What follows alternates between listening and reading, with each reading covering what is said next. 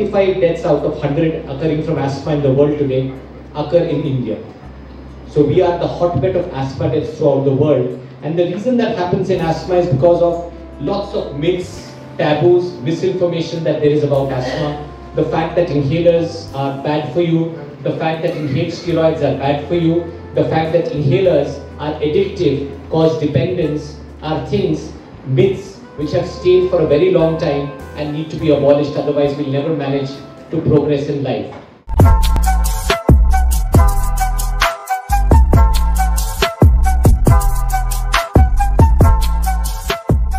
asthma diagnosis ঠিক করে হলে ওষুধপত্র ঠিকমতো ব্যবহার হলে আপনি নরমাল লাইফ লিড করতে পারেন। আপনাদের শ্রোতা যারা রয়েছে তারা শ্রোতা বন্ধুরা সবাই অ্যাসমা থাকা সত্ত্বেও নরমাল লাইফ লিড করতে পারে। ওভারওয়েট হওয়া অ্যাসমার শত্রু। যদি আপনি আপনার ওজন কন্ট্রোল করতে পারেন অ্যাসমা অনেক বেশি কন্ট্রোলড হবে। সেই হিসাবে ডায়েটিশিয়ানের সাথে কথা বলে ভালো মতো ঠিকমতো খাওয়া দাওয়া করা ভালো। কোল্ড ড্রিঙ্ক, আইসক্রিম এগুলো অ্যাসমা অ্যাটাক ট্রিগার করে, ভাইরাল ইনফেকশনস করায়। তো তাই জন্য তার থেকে সচেতন থাকা, সাবধান থাকা খুব জরুরি।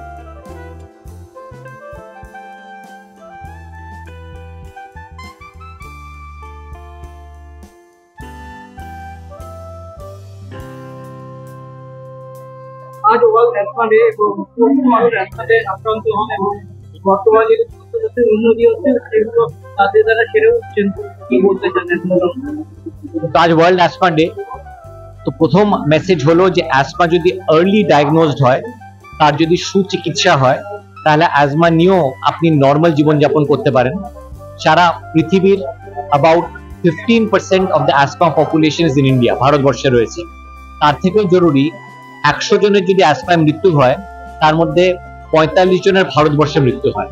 So 45% of asthma deaths are in India.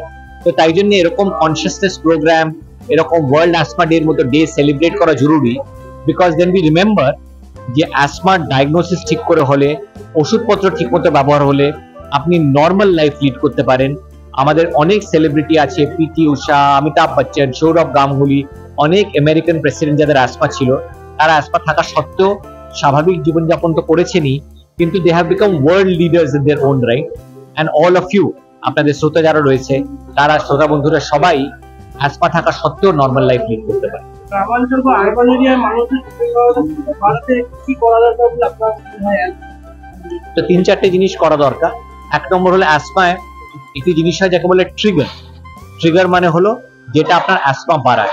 সেটা ফুলের রেণু হতে পারে, সেটা ধুলো হতে পারে, এয়ার পলিউশন হতে পারে, সেটা কুকুরের লোম হতে পারে, বিড়ালের লোম হতে পারে, অ্যানিমাল ড্যান্ডার।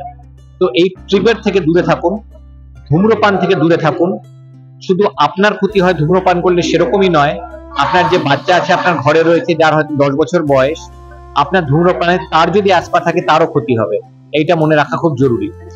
আপনি ধুলো ধোঁয়া থেকে যত দূরে থাকতে পারেন দূরে থাকার চেষ্টা করুন।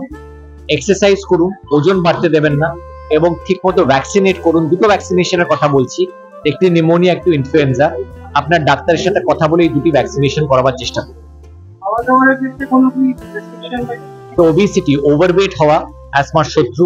যদি আপনি আপনার ওজন কন্ট্রোল করতে পারেন অ্যাসমা অনেক বেশি কন্ট্রোলড হবে। সেই হিসাবে ডায়েটিশিয়ানের সাথে কথা বলে ভালো মতো ঠিকমতো খাওয়া দাওয়া করা ভালো। আমরা দেখেছি আমাদের দেশে চিলড ড্রিঙ্কস, কোল্ড ড্রিঙ্ক, আইসক্রিম এগুলো অ্যাসমা অ্যাটাক ট্রিগার করে, ভাইরাল ইনফেকশনস করায়। তো তাই জন্য তার থেকে সচেতন থাকা, সাবধান থাকা খুব জরুরি। এরা সবাই পেশেন্ট নয়, এরা সব এমিনেন্ট লোকের, সব শহরের লোকজন। কিছু লোক এদের মধ্যে পেশেন্ট। এটা একটা স্ক্রিনিং ক্যাম্প যেখানে আমরা দেখলাম যে প্রায় 30%, 100 জনের মধ্যে 30 জনের নতুন করে অ্যাসমা ধরা পড়লো এবং তাদের সৎ চিকিৎসা দেওয়া হচ্ছে।